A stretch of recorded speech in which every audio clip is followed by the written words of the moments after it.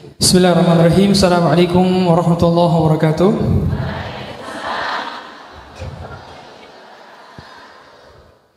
Alhamdulillah, wassalatu wassalamu ala Rasulillah wa ala alihi wa sahbihi wa wala ma ba'd.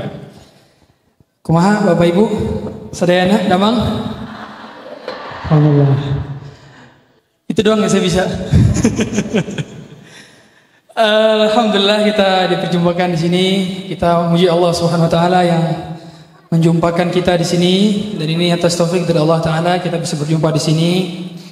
Kami bersama beberapa kawan-kawan kami ke sini tidak bukan kecuali untuk menyambung silaturahmi dengan Bapak Ibu sekalian, yang semoga perjumpaan kita pada hari ini bisa berulang kembali di lain kesempatan, kalau tidak dunia maka di surga. Beberapa pesan yang ingin kami sampaikan karena tidak banyak waktu yang disediakan, dan untuk menghemat waktu juga, adalah tentang esensi daripada kita hidup di dunia. Yang kita tahu bersama, nanti beberapa titipan Allah yang kita bagikan ke Bapak Ibu sekalian itu bukan milik kita, itu milik Allah. Itu bukan milik kita, milik Allah. Bahkan diri kita pun bukan milik kita, dia milik Allah. Tubuh kita milik Allah, hati kita milik Allah, tangan kita milik Allah, mata kita milik Allah. Sehingga semuanya kita ini sedang.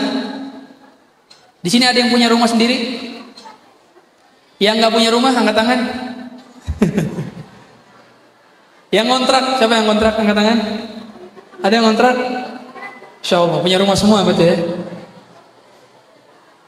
Pada dasarnya kita semua ini ngontrak Bapak Ibu. Kita nggak ada yang punya, semuanya milik Allah.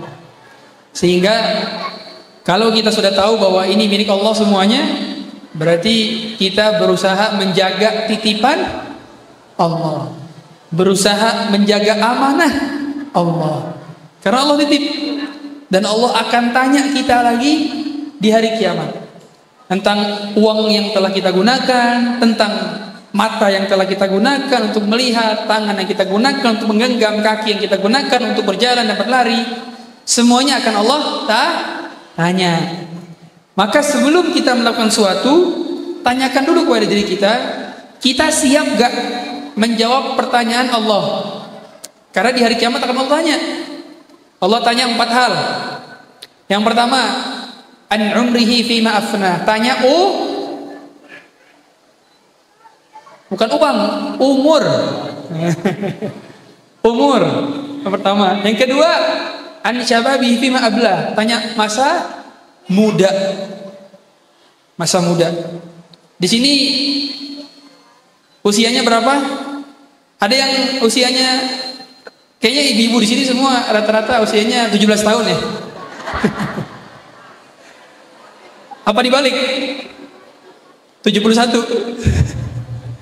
Nah, kita ditanya masa muda, kemudian ditanya tentang ilmu, digunain atau tidak, diamalkan atau tidak. Yang terakhir ditanya tentang harta. Sehingga titipan Allah yang Allah titipkan kepada kita semua nanti jangan digunakan untuk maksiat, judi online, pinjaman online, kredit Shopee. Jangan digunakan untuk hal yang bermanfaat, terutama berkenaan dengan nantinya makanan-makanan pokok. Yang usahakan kalau kita sudah masak, nah berbagi ke tetangga, berbagi ke keluarga. Karena di bulan Ramadan ini sedekah yang paling bermanfaat adalah untuk berbuka. Jadi kalau bisa itu minimal kita masak lebih, kuahnya dibanyakin. Tapi kalau kuah dibanyakin nggak berasa, Ustadz. Bukan kuahnya doang dibanyakin, lauknya juga dibanyakin. Tetangga-tetangga dapat kanan kiri. Nah itulah supaya dapat pahala puasa. Karena yang beri makan orang yang berbuka dapat pahala puasanya. Nah itu enak banget, dapat pahala puasa orang yang berbuka. Kemudian yang kedua ingin kami sampaikan, kita tahu bahwa yang memberikan ini semua adalah Allah. Karena yang berikan ini semua adalah Allah, berarti kita nggak boleh menyembah selain dari Allah. Berarti kita harus perjaga tauhid kita, akidah kita. Pastikan kita ini sholat untuk Allah, kita bekerja untuk Allah, kita bangun tidur lagi untuk Allah. Semuanya harus untuk Allah. Makanya kita harus perhatikan ibadah-ibadah kita jangan sampai tersusupi oleh syirik. Jangan sampai tersusupi oleh perbuatan-perbuatan kesyirikan. Karena perbuatan kesyirikan itu perbuatan yang sangat buruk dan dia adalah dosa paling besar. Jadi dosa paling besar itu bukan mencuri. Dosa paling besar bukan berzina. Dosa paling besar adalah syirik. Maka Bapak Ibu semua, nanti ketika panen, mau panen, berdoanya ke pohon apa ke Allah? Ke Allah. Berdoanya ke laut apa ke Allah? Allah. Bagus. Berarti kalau mau sedekah ke pohon apa sedekah ke Allah? Sedekah ke fakir miskin. Masa ke Allah sedekahnya? Sedekah ke fakir miskin, ke tetangga gitu. Daripada ke pohon, daripada ke laut. Nanti yang makan siapa? Jin tomang. Maka harus jaga tauhid kita. Semakin Allah berikan kenikmatan kepada kita, kita harus semakin bersyukur. Gimana cara bersyukur? Bersyukur itu caranya mudah, gampang. Gimana Ustadz? Bersyukur itu bukan cuman ngucapin alhamdulillah. Bersyukur itu juga harus diresapi dari hati dan dilakukan dengan perbuatan. Cara kita bersyukur dengan perbuatan gimana? Beribadah. Salatnya semakin rajin, baca Qur'annya semakin rajin. Di sini ada yang udah khatam 10 kali? Oh belum? Berarti 12 kali. Nah, bulan Ramadan ini semakin giat baca Qur'annya, semakin sering ikut kajiannya, ceramah-ceramahnya didengerin dan sebagainya. Karena di antara bentuk syukur adalah semakin giatnya kita dalam beribadah. Harus semakin rajin. Bapak-bapaknya semakin giat bekerja, ibu-ibunya semakin giat di dalam melayani suaminya. Semakin giat dalam mendidik anak-anaknya, semakin giat dalam berbuat kebaikan. Itulah bentuk syukur. Karena kata Allah Subhanahu wa taala, la in syakartum la azidannakum wa la in kafartum inna adzabi lasyadid. Jadi syukur itu bukan hanya menambah kenikmatan, tapi dia menjaga kenikmatan. Jadi Allah sudah kasih kita berupa titipan kesehatan, Allah sudah kasih kita rezeki anak-anak yang sehat-sehat, soleh-solehah, suami yang ganteng-ganteng. Ganteng-ganteng gak suaminya? Masya Allah. Bapak-bapak istrinya yang cantik misalkan. Udah kenikmatan semua itu. Tinggal kita menjaga kenikmatan itu supaya tidak hilang dengan cara bersyukur. Bersyukur, cara paling mudah dalam bersyukur adalah dengan hanya beribadah kepada Allah saja. Sehingga kita tidak mensekutukannya dengan sekutuan apapun. Menjaga sholatnya, menjaga auratnya, menjaga makanannya, menjaga perkataannya, sehingga tidak mengucap hal-hal yang Allah haramkan, tidak melakukan apa yang Allah larang, dan tidak berbuat apa yang diharamkan. Ibu-ibu, bapak-bapak, bapak-bapaknya lagi nunggu. Ya. Nah, maka dalam kesempatan kali ini kita mengingatkan kembali, saya pribadi dan juga teman-teman dan juga Bapak Ibu sekalian, kita ingatkan pribadi kepada diri kami pribadi bahwa puncak daripada kita bersyukur itu adalah dengan tauhid. Dengan apa? Tauhid. Tauhid adalah puncak asas kenapa kita diciptakan. Sebagaimana Allah mengatakan, "Wa ma khalaqtul jinna wal insa illa liya'budun." Tujuan Allah menciptakan kita ini semua tujuannya apakah untuk bekerja doang? Enggak. Tujuannya bukan juga untuk cuman kumpul-kumpul doang. Tujuannya bukan cuman untuk makan doang. Tujuannya adalah untuk beribadah. Dan puncak daripada ibadah adalah tauhid. Semua Allah utus para nabi dan rasul ke setiap kampung, desa, warga, negeri, kota, semuanya untuk bertauhid. Esensi daripada dakwah adalah dakwah tauhid. Maka kita dalam rangka beribadah kita harus memurnikan tauhid, sehingga tidak boleh ada syirik sekecil apapun yang kita kasih. Nah, sebagai contoh, saya analogikan. Ada suami punya istri. Istrinya ini dikasih 3R. Apa itu 3R? Hah? Bukan 3R berarti. Ya 3R betul lah, 3R. Yang pertama skincare. Yang kedua Tupperware. Tapi yang paling penting adalah transfer. Udah dikasih 3R nih. Skincare udah lengkap, Tupperware udah banyak koleksi, transfer yang paling penting udah lengkap. Tiba-tiba pas suaminya pulang, istrinya malah layanin suami orang. Kira-kira suaminya marah apa enggak? Marah, bukan marah lagi itu. Bukan marah lagi. Ya, udah amburadul lah itu. Allah Subhanahu wa taala yang ngasih kita semuanya, bukan 3R doang.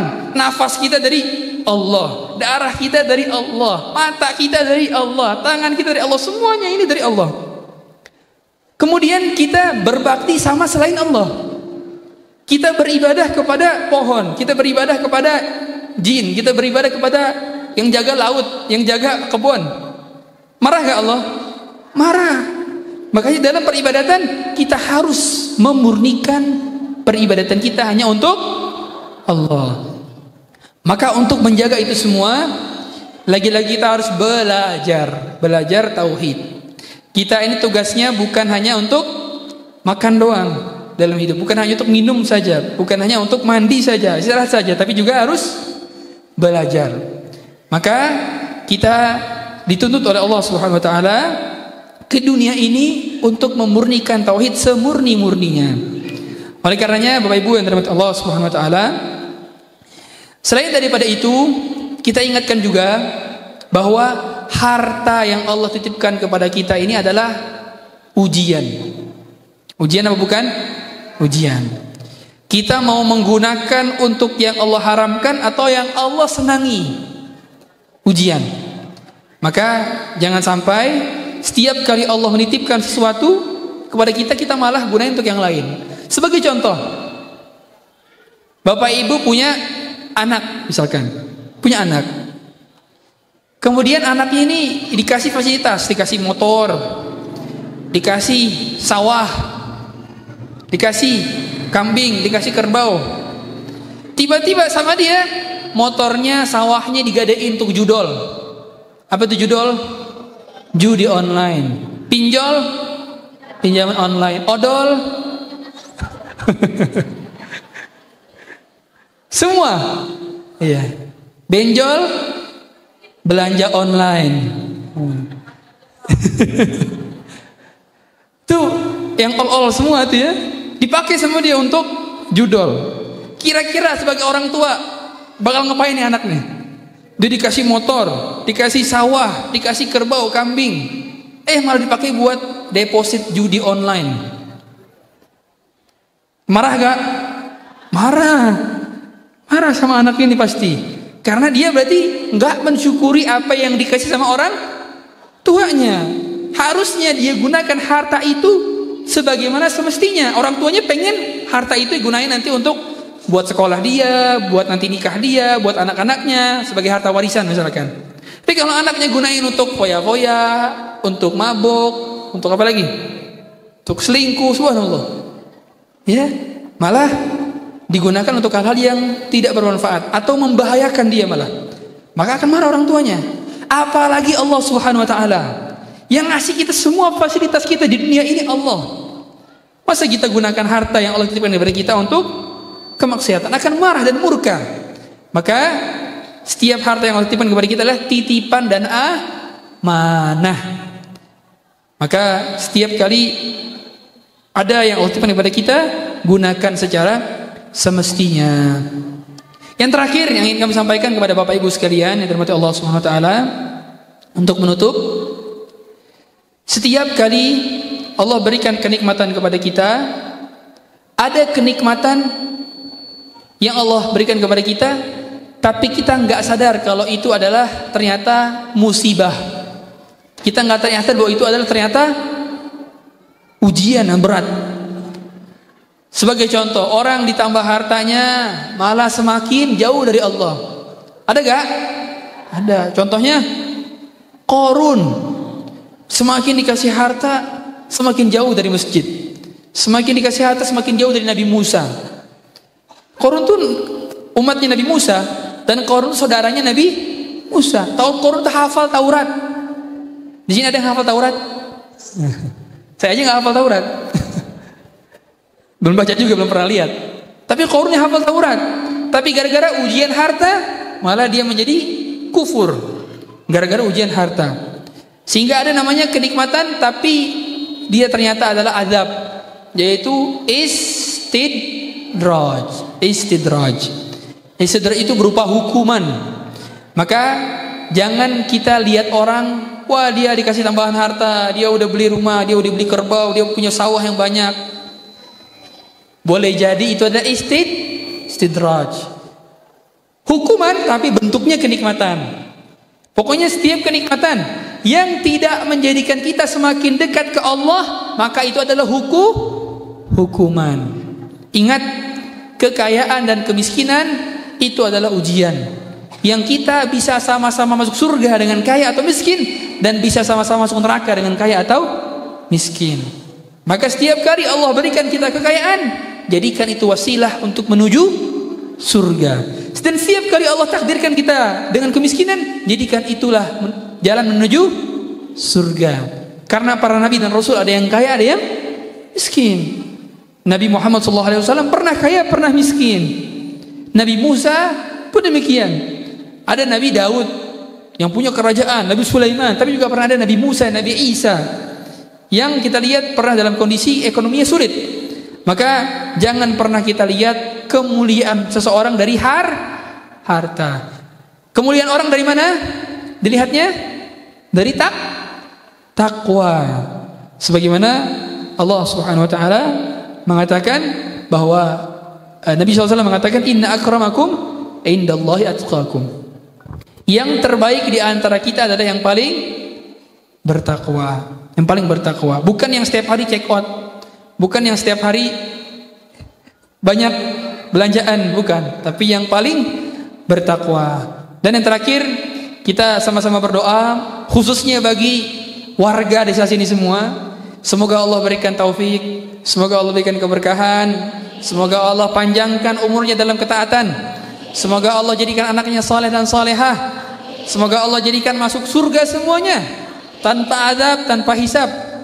Semoga Allah limpahkan rezekinya, semoga Allah berikan iman dan takwa, semoga Allah tambah ilmu yang bermanfaat, dan semoga Allah jadikan semuanya kita berkumpul kembali di surganya Allah Ta'ala. Ya. Karena saya lihat ini wajah-wajahnya sudah pada kelaparan.